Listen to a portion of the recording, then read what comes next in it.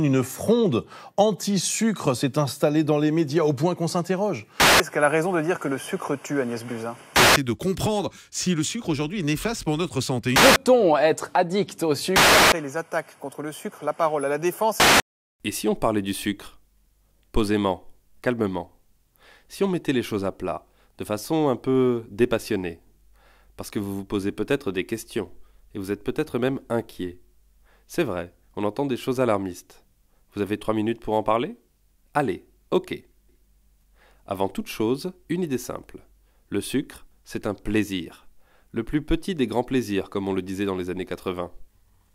Il nous accompagne dans les moments de fête, de joie. Certains l'aiment beaucoup, certains moins. Ça s'appelle les goûts et les couleurs. Mais est-ce que le sucre est une drogue? Non. Le sucre ne crée pas de dépendance physiologique.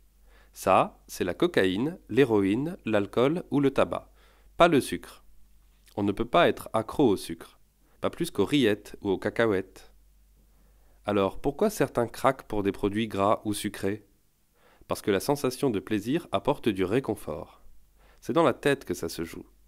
On n'est pas en train de dire que ce n'est rien, mais ça n'est pas de la drogue. Nous, on encourage une consommation raisonnée.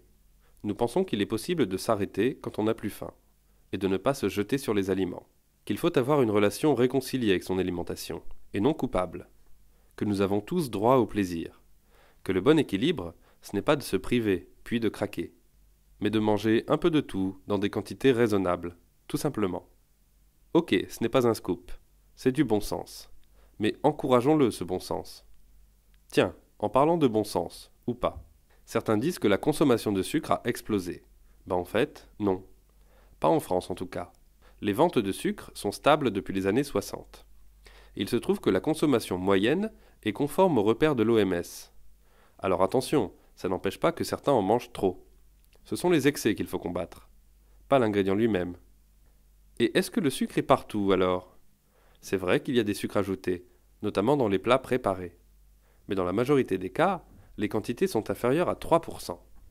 Et il faut le dire, le sucre n'est pas toujours employé à sa juste place. Et c'est ça qui fait qu'il est critiqué. Par exemple, il y a des sucres naturellement présents dans la tomate, donc dans les sauces tomates. Et dans certains cas, le sucre est ajouté pour casser l'acidité. Si on veut éviter d'en consommer trop, il faut lire les étiquettes. Ou cuisiner soi-même, si on peut bien sûr. Toujours du bon sens. Et puis, il y a ceux qui disent que le sucre tue. C'est un peu rapide quand même. C'est un peu comme de dire la voiture tue. Non, ce sont les comportements à risque au volant qui tuent. Pareil pour le sucre. Ce sont les comportements excessifs qui augmentent les risques. C'est bien pour ça que nous encourageons une consommation raisonnée, au sein d'une alimentation diversifiée, donc équilibrée. En résumé, nous croyons en la juste mesure, dans la consommation comme dans les discours. On espère que cette petite vidéo vous a intéressé, et peut-être même rassuré.